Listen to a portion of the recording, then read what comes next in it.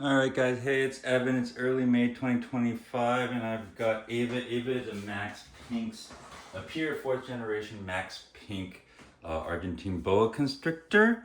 She's 2018, so she's like 7, 8 years old now, and she just had a shed, and I'm gonna show it to you. And this is possibly the post-ovulation shed. So, I think it's very likely the post-ovulation shed. But here you go. I'm just going to kind of give you a good look at her. Put the camera over, you can kind of see what's happening. So in boa breeding, essentially when you pair animals together, what you're trying to do is push the female towards follicular development, developing egg follicles inside of her body. And then you want her to be bred, and then you want them to ovulate and to place those fertilized follicles in their it moves down in their oviducts. I'm not sure what the technical term is, but and then they ovulate, and that's when hopefully you have a truly gravid boa constrictor. And the sign you're looking for usually is what's called a post-ovulation shed. And then from that shed, you can project out your date about 120 days, I think is what most people are saying. I usually get a little bit longer. So anyways, I'm going to go ahead and say this is very likely the post-ovulation shed just by how she's looking and, behaviorally and watching your animals.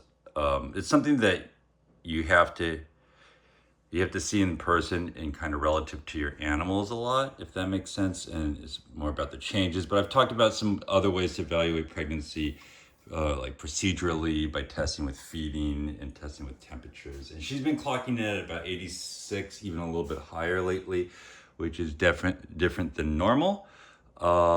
So yeah, I mean, this is basically what you'd want to see. She hasn't been fed in 2.5 weeks, and she was fed a large rat, which is a relatively small meal for her. So this is definitely not a food bump. And beyond that, she shed yesterday. I'm going to mark that as the likely post-ovulation shed and project out, which puts us into like early September.